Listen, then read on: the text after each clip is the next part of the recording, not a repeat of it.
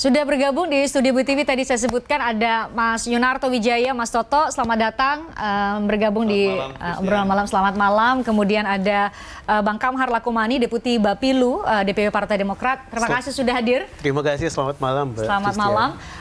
Ada dua orang yang bergabung secara virtual. Ada Mas Agung Gali Satwiko, tenaga ahli Deputi 3 KSP Bidang Ekonomi. Selamat malam Mas Agung.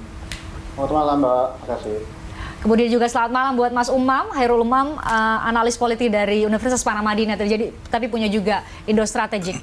Terima kasih sudah bergabung secara virtual berdua malam ini. Saya ke empunya survei yang tengah kita bicarakan hari ini, nanti kita coba lihat dari berbagai sudut pandang.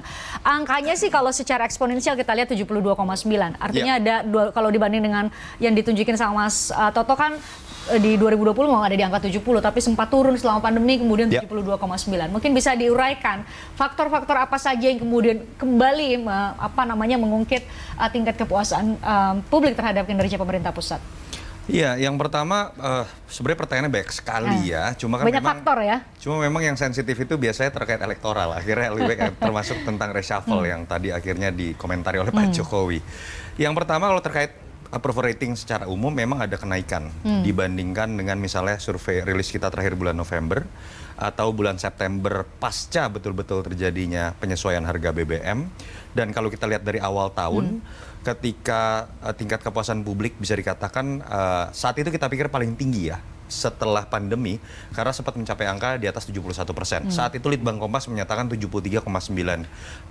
Lalu kemudian mengalami penurunan setelah ada kasus situasi geopolitik baru, Ukraina, Rusia, dan kemudian minyak goreng, kalau kita ingat saat itu ya kasusnya, dan kemudian naik kembali sampai ke 62%, lalu kemudian naik kembali ketika situasi sudah agak stabil dan mengalami penurunan pada saat kenaikan harga BBM. Nah yang menarik adalah ketika kita bicara penurunan sampai 62% dari 68% di bulan Juni di bulan September, itu kan jelas disebabkan oleh kenaikan harga BBM. Tetapi yang menarik adalah bulan November naik kembali. Kalau menjadi spekulasi saya adalah saat itu memang misalnya kita bicara data month to month itu betul terjadi inflasi 1,17%.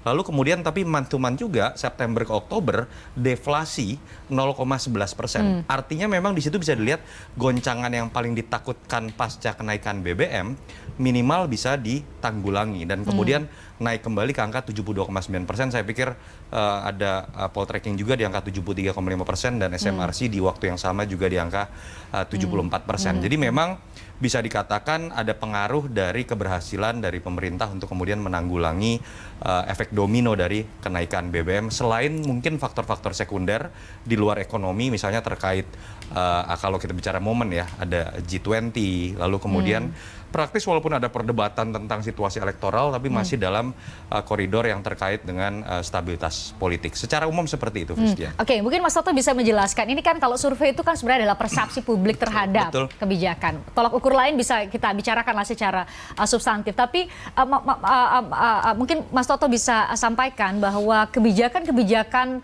yang populis itu bisa mendongkrak tingkat kepuasan publik. Padahal kan pemerintah itu ya selalu dihadapkan dengan kadang-kadang harus memilih ya Bang Kamhar harus memilih kadang-kadang itu kayak kemarin tuh BBM kita ingat itu kan sebuah pilihan yang tidak mudah ya. Paling sensitif. Paling sensitif. Terkait BBM itu paling sensitif karena terkait dengan inflasi dan inflasi itu terkait dengan kehidupan sehari-hari masyarakat. Urusan perut banyak orang. Ya. Mungkin bisa cerita bagaimana PDIP sebagai salah satu partai pendukung pemerintah, Partai Demokrat mohon maaf, Partai Demokrat sebagai salah satu partai penyeimbang pemerintah maksud saya, ini sudah mulai salah nih kayaknya. Ini takut nanti konstituennya salah milih. Terima kasih. Saya ulangi lagi. Dari Deputi Bapilu DPW Partai Demokrat.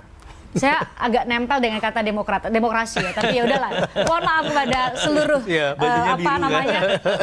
Tapi mungkin punya catatan yang mungkin bisa disampaikan karena tadi saya bilang bahwa kan kalau survei itu adalah persepsi publik.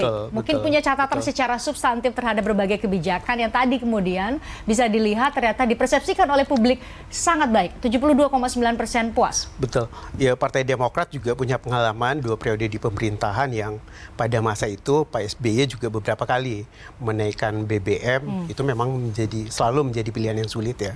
Namun juga beberapa kali menurunkan harga BBM. Pada saat itu ketika tren harga dunia turun, kita juga menyesuaikan, dan ketika tren harga dunia naik, yang melampaui batas asumsi di APBN, sekalipun itu menjadi pilihan sulit, itu juga dilakukan. Namun dampak-dampak daripada kenaikan BBM tadi yang mempengaruhi langsung inflasi, dan ini memberikan dampak pada daya beli masyarakat. Di situ yang kemudian ada kebijakan-kebijakan bantalan sosial ya, berupa BLT pada masa itu, bansos dan sebagainya, yang saya kira ini juga diduplikasi di pemerintahan Pak Jokowi ini, sehingga ketika mengambil kebijakan menaikkan BBM, terlebih dahulu juga dilakukan persiapan untuk kebijakan bantalan sosialnya tadi, jangan sampai yang kemudian meredam konsekuensinya jauh dampak lebih daripada kebijakan kenaikan BBM itu sendiri. Dan yang sekalipun tentu Partai Demokrat pada posisi mengkritik kebijakan tersebut, karena kebijakan itu diambil ketika tren harga dunia sudah mulai penurunan. Ini yang menjadi tanda tanya besar bagi Partai Demokrat, kenapa harga sudah mulai turun, baru harga dunia, minyak dunia sudah mulai turun, harga BBM dinaikkan. Itu yang menjadi persoalan. Kalau itu ditempuh misalnya pada saat tren harga pada masa itu lagi mengalami kenaikan, itu rasional. Sekalipun juga tentu sedapat mungkin itu menjadi pilihan yang opsi terakhir untuk diambil. Karena kenapa? Ya, BBM itu multiplier efek ekonominya terhadap kenaikan harga-harga yang lain sangat besar, karena urusannya dampaknya ke kebutuhan bahan pokok, betul. Harga kebutuhan bahan pokok.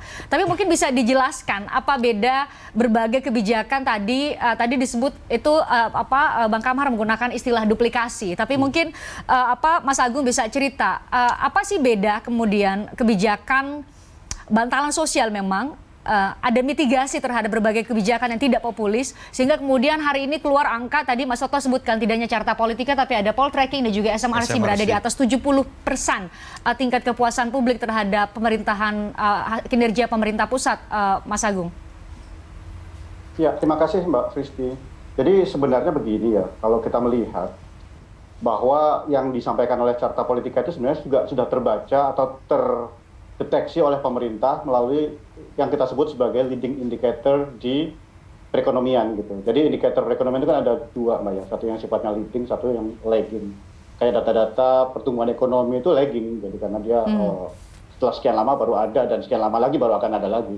Tapi data-data yang sifatnya leading seperti misalnya indeks keyakinan konsumen itu sudah terbaca di sana bahwa sebenarnya di situ muncul keyakinan konsumen terhadap kondisi ekonomi saat ini maupun keyakinan konsumen di kondisi ekonomi bulan berikutnya gitu. Dan itu terbaca di kita selalu trennya positif sejak Oktober 2021 gitu. Jadi artinya apa? Sebenarnya masyarakat sudah sangat positif terhadap kondisi perekonomian itu sendiri. Nah, kenapa ini terjadi, Mbak? Kalau menurut kami ya seperti yang disampaikan bahwa walaupun pemerintah menaikkan BBM, tapi pemerintah memberikan bantalan-bantalan ya, dan kemudian melakukan berbagai kebijakan untuk mengatasi dampak inflasinya gitu. Jadi kalau kita lihat sendiri, inflasi itu juga kan terus menurun ya, dan inflasi khususnya pangan yang menyentuh rakyat banyak ya, perut rakyat banyak kan, itu terus menurun juga gitu. Memang ada beberapa komoditas yang naik ya seperti beras, telur, tapi itu sedang kita atasi, Mbak. Jadi secara umum seperti itu sih, Mbak. Kita sudah melihat hal itu terjadi. Gitu. Saya harus jeda, tapi usai jeda saya berharap Mas Umam bisa memberikan atau meluruskan tadi soal pilihan kata dari Bang Kamhar, katanya ada duplikasi. Ini buat jadi edukasi publik, apakah memang presiden ke presiden nggak boleh ikut sama-sama programnya? Kan nggak kayak gitu ya Bang Kamhar ya? Kalau yang baik kan tetap dilanjutkan nggak apa-apa ya. Usai jeda lah kami ajak ngobrol soal itu ya di Obrolan Malam. Sesaat lagi. Tertarik dengan diskusi saya dengan para narasumber? Saksikan Obrolan Malam dengan topik-topik menarik lainnya. Jangan lupa subscribe ya channel YouTube Berita 1. Like, komen, dan share video ini ya. Terima kasih.